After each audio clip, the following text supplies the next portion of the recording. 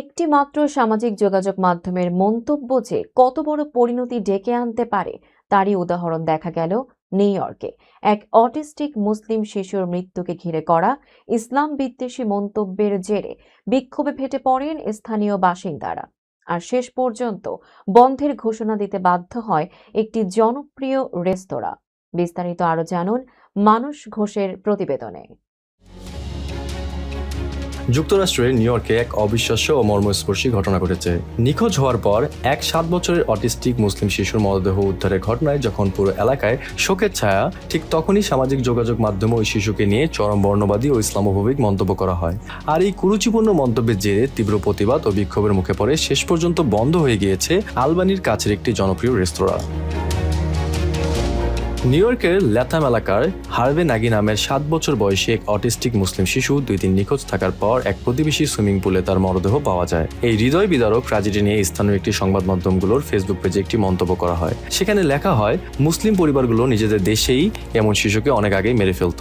মুসলমানদের উচিত তাদের 50টিরও বেশি মুসলিম দেশে ফিরে যাওয়া। তারা তাদের এই ভয়ানক ভুয়া ধর্ম এখানে নিয়ে আসতে চায়। এটি কোনো ধর্ম নয়, বরং এটি একটি সন্ত্রাসী সংগঠন। অত্যন্ত আপত্তিকর এই মন্তব্যটি করা হয় স্থানীয় টেস্ট অফ ইতালি নামক একটি রেস্তোরাঁর অফিসিয়াল ফেসবুক অ্যাকাউন্ট থেকে। বিষয়টি নজরে আসতেই ক্ষোভে ফেটে পড়ে স্থানীয় মানুষজন। রেস্তোরাঁটির সামনে জড়ো হয়ে তীব্র প্রতিবাদ ও বিক্ষোভ করতে থাকেন ডজন ডজন মানুষ। উদ্ভূত পরিস্থিতিতে রেস্তোরাঁটির সাইনবোর্ড ভাঙচুর চালানোর ঘটনাও ঘটে, যার ফলে সেখানে পুলিশ মোতায়েন করা হয়। তীব্র সমালোচনার মুখে রেস্তোরাঁর মালিক ফ্র্যাঙ্ক ক্যাপেলো জানান, এই মন্তব্য তিনি নিজে করেননি, তবে তার রেস্তোরাঁর পেজটির অ্যাক্সেস প্রায় 40 জনের কাছে ছিল। পরবর্তীতে তার স্ত্রী স্বীকার করেন যে নিজের ব্যক্তিগত অ্যাকাউন্ট মনে করে ভুলবশত রেস্তোরাঁর অফিসিয়াল পেজ থেকে তিনি মন্তব্যটি করে ফেলেছিলেন।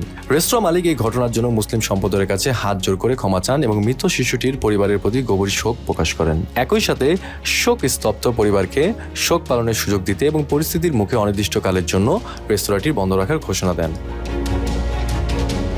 কাউন্সিল অন আমেরিকান ইসলামিক রিলেশনসের নিউ ইয়র্ক শাখার নির্বাহী পরিচালক আফাফ নাসের এই ঘটনার তীব্র নিন্দা জানিয়ে বলেন, সন্তান হারানোর এমন অকল্পনীয় কষ্টের মাঝে কোনো শোকাহত পরিবারকে যেন এই ধরনের নিষ্ঠুরতা ও ঘৃণার মুখোমুখি হতে না হয়।